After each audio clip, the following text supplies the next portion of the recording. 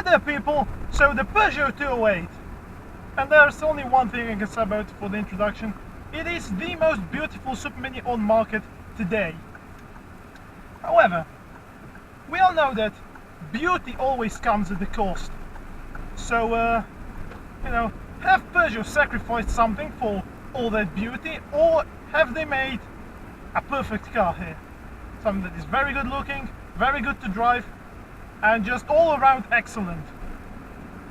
So, I start with the exterior, but I've already said that it is the most beautiful car, well, not car, but rather a supermini on market today. So I'm not going to go too much over that. So in fact, I'm going to focus more on the driving and the interior. So what I mean has, what I believe, a 1.2, yes, that's definitely 3-cylinder sound, a 1.2 3-cylinder engine, and it is very special. The gearbox throw is very long. Oh, what am I up to here? That's definitely a jam. Come on van, come on van. No, what are you doing?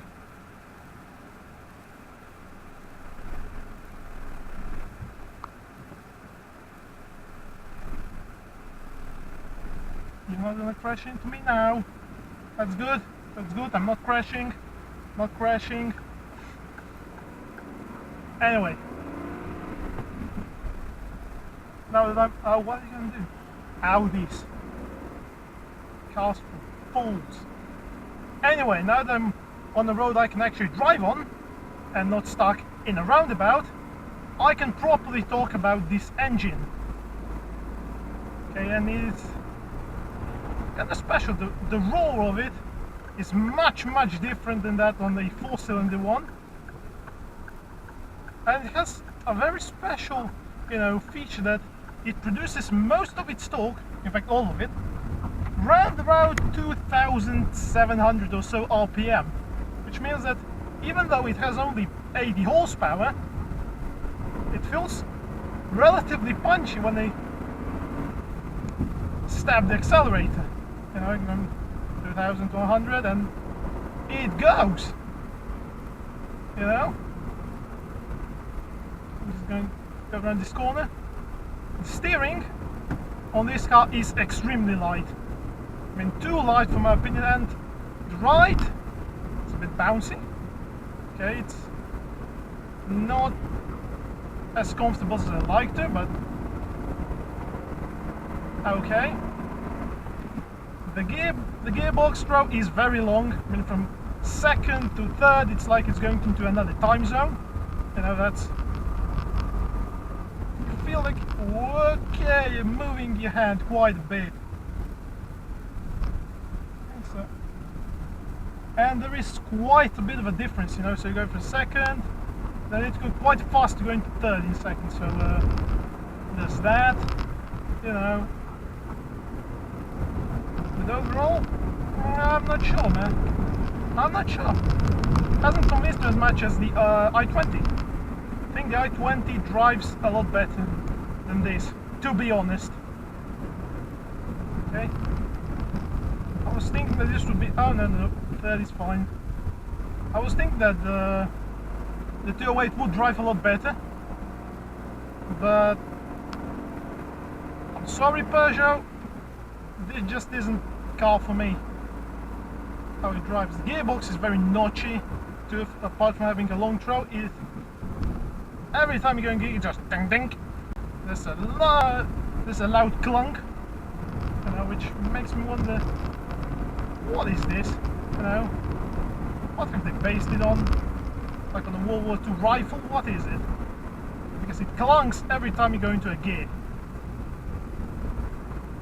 So yeah, brakes are completely different from the 308 and the i20 for that matter. I'm expecting them to be extremely sharp and attack you like a dog, but on this one they're just mild and tame. Just feel like I have no brakes actually compared to those two. So Yeah, they're not looking good for the 308. The gear, it just jumps forward when you go from second to third when if you're too slow. It's really just wants to just push you forward, you know. Now, I do have the same sort of effect in my Fabio when they're going from first to second when the car is cold and wants to warm up, so it just ramps up the fuel like that. So overall, I'm not quite pleased with how this car drives. Now, maybe it's just me, maybe I'm just stupid, but you know what? Cruise understood my comments perfectly. The i20, you know, just felt like I was the car, not just, you know, very connected to it. On this, I'm not. You know, I feel like the car is a wild lion I need to tame, and yeah, the logo says that. So over there, me, I don't like how it drives at all. Also, yeah, you can feel all of them. I'm not feeling too confident to go faster. So, disappointing, really. Disappointing is the word I'm looking for this car. And then there's the interior, which is, yes, there is, oh, come on, man. There we go, it jumps all around. And the interior, while being quite high quality, I mean, you know, okay, this is hard plastic, but just rev a bit, rev half, 4,000 RPM, in for third. Yeah, that's when it feels good, you have to rev it. But talking about the interior, you have soft touch materials and everything feels very nice and it's beautifully designed because it's French, you know. But why, oh why, is the clock on here? Why is it there? Why is my temperature gauge here? I mean, the outside temperature, not the engine temperature. Why are they there? This is stuff that, like, I want to see when I just go into the speed. I want to see them, you know, like most German cars do. This, because the French, they're just like, we'll do things differently and they'll put it over there. And I don't like that, you know. Happily, even on the highest equipment, you still have buttons for heating controls, which is nice, something you don't get on the 308. Okay, and I hate that, you know, because they usually put the least responsive touchscreen system in the world in there. Click a button, there's like half a second of delay before it changes anything.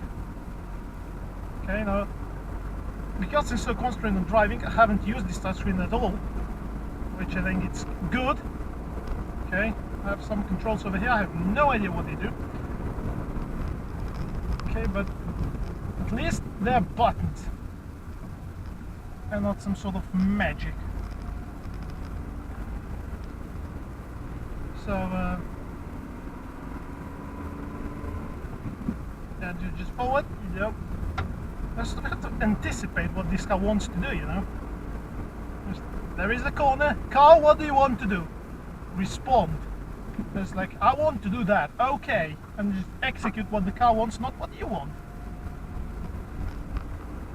So I'm not very happy.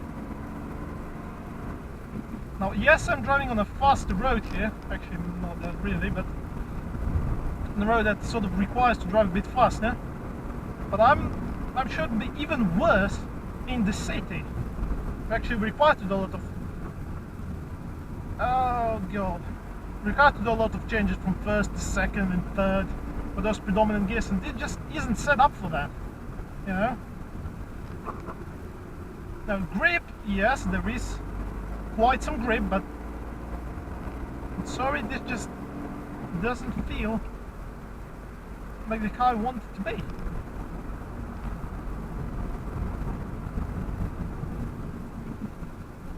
Okay. So, what is my conclusion on this car? Well, it looks good, but that's about it. I mean, it is less practical than most of its rivals. I'm going to say all of them, but quite a lot of them. The interior, I don't really like. Okay, yes, it's good high quality, but I don't like it. This gearbox, I don't like it. Steering is way too light for me, the engine is special, and there comes the holes. I feel all of them, but not through the steering as I want to. So, and then comes taking off. Yes, good. I just...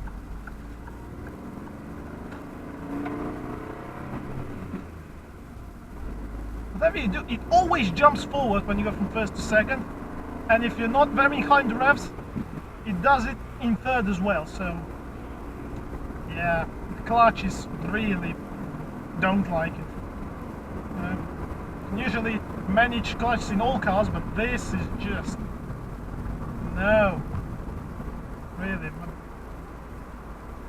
Sorry Peugeot, I'm being harsh, but you know what? Review is my personal opinion, and my personal opinion is that I don't like it one bit. I don't like this car at all. I wanted to like it because it's a base for a rally car, and I love rally cars, but you know what? It's other supermini that are also based for other rally cars. They're better. They are. Sorry, but my opinion, this car, shouldn't buy it. Sorry. And on that, goodbye.